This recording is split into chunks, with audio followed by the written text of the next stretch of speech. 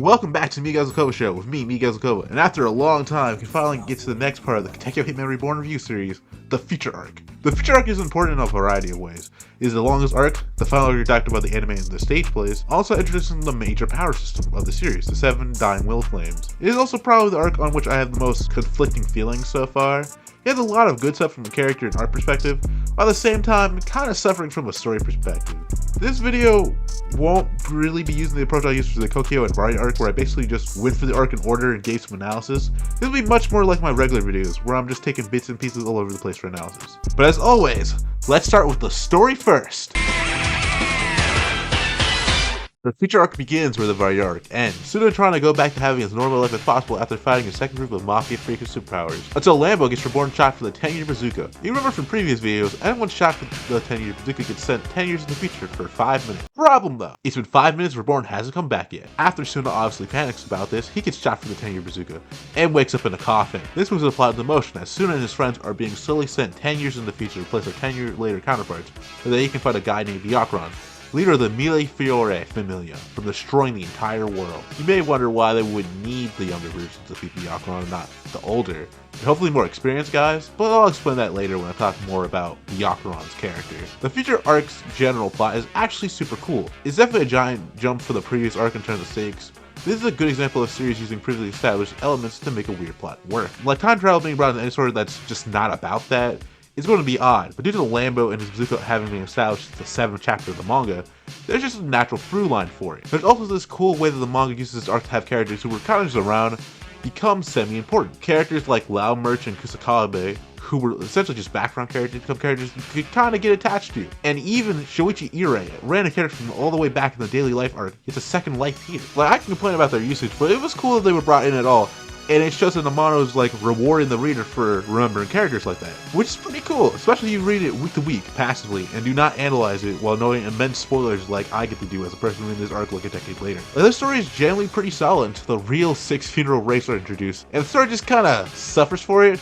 I would be allowed to say there are 0 good moments, but once they have to fight these 6 guys plus Byakuran, the story loses a lot of steam, especially after the choice battle, where every fight from that point onward just feels like Amano trying to get to the Suna vs. Byakuran fight as fast as possible, with every other fight feeling really anticlimactic. A big part of that is how Amano's implementation of the power system got more and more poor as the arc went on. So let's talk about that for a little bit. So in the Future Arc, Katekyo Hitman Reborn introduces a power system called the 7 Dying Will Flames of the Sky. Another good use of passive ideas, as Amano takes the flame motif central to the characters like Suna, Mukuro, and this guy, and makes it applicable to the entire cast. It's also cool because, like most things in this manga, Amano put a lot of thought into this, as the 7 Dying Will Flames are split between the different guardian positions that our heroes fought for in the last arc. The Storm Flame with the power of disintegration, the Rain Flame with the power of tranquility, or essentially slowing things down, the Sun Flame with the power of activation, or healing essentially, the Lightning Flame with the power of hardening, or just electricity, the Mist Flame with the power of construction, or, because Mukuro used it, illusion, and last but not least, the Cloud Flame with the power of propagation or rapid growth. There's also the Sky Flame with the power of harmonization, or essentially an expansion on the flame absorption ability Suna used to defeat Xanthus. This isn't all there is, as there's also the box weapon system, which consists of boxes that hold different tools powered by the different flames. They can range from actual weapons to essentially Pokemon by a different name. Like, Suna gets a pet lion called Nuts, who while looks cool, is kind of just there. This is a big problem with most of the box weapon systems after the raid arc. It's just there. Like, after Gokudera pulls out his Systema Kai, the next example of this power system with its wide variety of tricks and gadgets, it just peaks and never gets to those heights of creativity again. Even with the special power-ups the Vongola gets called the Cambio Forma, outside of Yamamoto, they're all just kinda there, mainly because he's the only one who generally gets to use his in a real fight. All the others pulls theirs out and either wins immediately, or the battle just drags on after the weapon's big attack is used. Like, Ryohei gets his Cambio Forma in the coldest scene imaginable, only to barely do anything of note with it. Sadly, that's not even the worst instance of this. The worst instance of this is the Hellhole, used by the 6 funeral rapes, which are box weapons that turns them into dinosaurs, only for all of their fights to end in the most anticlimactic way possible, so we can get to that final fight with Byakuran. Though, to be fair, a lack of proper fights is the main problem with these guys. The characters in the Future Arc range from actually pretty good to really underutilized. Like, I wonder why characters like Facil were brought back, especially as their past version, if they weren't going to do anything. Like, Hiyoko and Haru I get, and would even argue the story actually adds a lot of depth to them with Suna and the gang sort of fear of actually having them be let in on the events. And the two of them actually feeling really bad about the fact that, like, none of their friends will tell them about what's happening. But a character like Facil just doesn't have that, and thus he just kind of goes in and out of the background whenever necessary. This is a continuous trend with Katekyo Hitman Reborn. I get it's about Suna and his guardians, but you're gonna have so many side characters who can fight. At least let one of them get one major fight in. To be fair though, Amaro does do this a little bit with Loud Merch. The Vertical Colonello, alongside all the other Archipelagno outside Reborn in this future, has died. So she's really cold-hearted to having to deal with a bunch of middle schoolers as her saviors. Her growing kinder to them as Suna and the gang prove themselves more and more to possess the Vongola rings, which the future versions don't, as they've been destroyed over time. This kind of ends though the minute that, like, she gets in one fight with this skull guy, and then she just sits out the rest of the arc basically doing like nothing? That's kind of weird story-wise. This also happens with Zamzis having one cool fight before the real 16-year-old race are introduced, and then leaving the story until the very end. At least he gets to shoot someone in the face, and his box weapon, Bester Liger, is one of the coolest box weapons introduced. They also introduced a new member of the Barrier here in Mukuro's apprentice, Fran, who, while pretty funny, I like how everyone hates him, is also kind of an example of like sort of like weird introduction to new characters, because he's like super irrelevant for a whole new character who was never even hinted at before. Also, I have nowhere else to say this, but Spanner, Gamma, Uni, and Shoichi are all pretty cool despite not having a lot to say about them. I probably should for at least Shoichi, but I really don't, outside of just thinking the way they explain the time travel with him is kind of whatever, but like, it doesn't really bother me with the arc, and I don't really want to talk about it, because again, like, as a character himself, he's just kind of okay. I guess we'll move on to the Vongola Familia themselves, who are definitely the highlight of the arc, outside of Chrome and Lambo, but we already established my thoughts on him. Chrome really doesn't improve much from her previous characterization in the Vari arc, and is quite literally just here so that Mukuro can show up again. Which is cool to see Mukuro, especially older Mukuro, but it sucks that Chrome just doesn't really get anything to make her stand out outside of Mukuro. Like, Chrome gets to win a fight on her own, but the highlight is still the part where Mukuro shows up. But on to the other characters, you have Ryohei and Hibari, who I pair together because they're the two whose older versions we get to see the most of. Making it really cool to see how the two of them have matured, and even the few ways they're the same as their middle school counterparts. Like, Hibari is slightly less violence hungry, and Ryohei went from having 25 brain cells to 50 brain cells. This does lead to their younger counterparts getting considerably less to do, but this makes up for that a bit. We do get some nice moments with them though, like Hibari and older Dino reuniting their bond, and Ryohei's fear at being married to Koko's friend in the future. We have Gokudera and Yamamoto, who like always get the most development screen time. Like, Yamamoto's whole mini rivalry with Genkishi is really gas, especially once we get to the choice arc where he decides to give up baseball in order to improve his swordsmanship, leading to the only good cameo Forma debut, where he cooks Genkishi. This is especially cool because he's mentored by Swallow from the Bari arc, who gets some cool development here, with us seeing how he's actually grown to respect Yamamoto's potential as a swordsman. Making it real funny when Yamamoto reveals he only gave up baseball while he was in the future, making Swallow big mad. Moving on to Gokudera's part, it's also pretty good, as we see Gokudera begin to stop hating himself and become more friendly with members of the Vongola who aren't Suna. The best scene of this is when Gokudera asks Suna if he can participate in the final fight, and Suna tells him no, because for good reason he's scared that Gokudera is going to go out and try to sacrifice himself again like he did in the battle with Belphegor. But he says he isn't doing it to die, because he knows he's the best man for the job.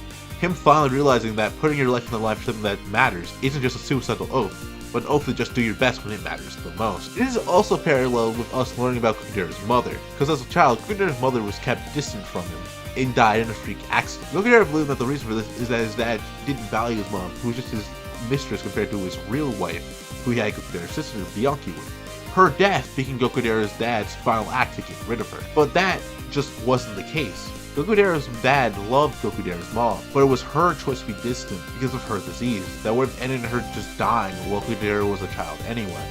The freak accident being entirely caused by her disease and nothing else. A good story, not just because it gives Gokudera full closure about his life as a big part of his hatred of himself, but rooted in how people treated him for being half Japanese. Something that becomes even sadder when you think about that he believes his mother, the person who his Japanese heritage was derived from, was someone his father was so ashamed of that Gokudera didn't even get to know that she was his mother until she died. Just some random woman who showed up and was nice to him sometimes. So for him to learn that he was created from love and nothing else is just really nice. It's also interesting because Gokudera's mom's behavior could honestly be seen as a sort of parallel to how Gokudera acts before this arc. And in her attempt to give her son a happy life, she just became another source of pain and insecurity for him. Gokudera could have easily become the same thing for his friends in the storm battle if it wasn't for Suna talking some sense into him. And because of Suna, Gokudera has a chance to move past the belief and fully live the happy life his mother always wanted for him. Like, Amano really cooked here, but she always cooked with Gokudera, to be honest. Moving on from them, we'll talk about the 6-final race for a second. The leader outside of Byakuran is voiced by the singer Yuki Kato, who sang the 6th opening for the anime, Easy Go. He was also the gunslinging feminist womanizer. Don't ask me how that works. XK Kazama, or Comrade Drake. Yeah, okay, I have nothing to say about these guys. They're impressively boring. It is a lot to say Amano didn't try to give them personalities, but they aren't great. Well, they're just a group of decent design and wasted ability. Again, the most memorable part about them is that the green hair guy is voiced by a pretty good Kamen Rider, and thus I can talk about him for a little bit instead of these bums. So move on from that, and to finish the video, let's talk about Suna Byakuran and the main themes of this arc. As a time travel story, the future arc heavily focuses on the idea of the present taking ideas from the past in order to create the future. Suna embodies this theme perfectly, as his main struggle is in how to become stronger. He's being forced to follow more and more in line with Vongola. He is even being forced to take part in the ritual that truly chooses the next boss, the Vongola trial. Suna being forced to experience every horrible action done under the name Vongola and ask for the spirits of all the previous bosses whether or not he'll accept them. And Suna, as expected, doesn't. He sees all of these things for the horrible and repugnant acts they are, and he'd rather destroy all of it than keep it going. Something that's accepted by all the previous bosses, as it's Suna's title now, and thus he should decide what happens with it. Through acknowledging the past, Suna becomes stronger. A small but powerful moment becomes all the more important once it analyzes relation to the main villain, Byakuran, and his power to see across the dimension.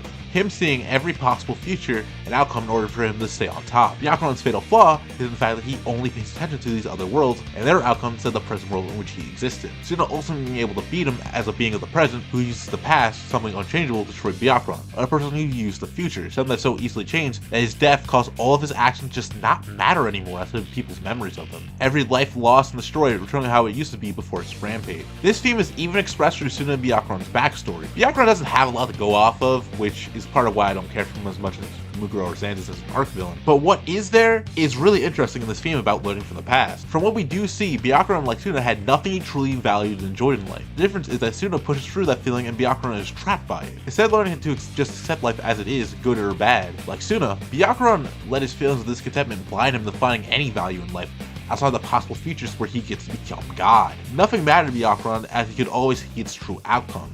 Suna doesn't get this luxury, and thus everything good or bad matters to him. The past can be unacceptable to him in the present, but through knowing about it, he can create the future he truly wants, which is exactly what happens in the final battle with Byakuran. As the very first Vongola boss, the representation of the past Suna hates gives him the power to defeat Byakuran and thus save the future. The past gives the present the power to create the future. So overall, the future arc wasn't the best, but it still had the charm that made me read the series this far in.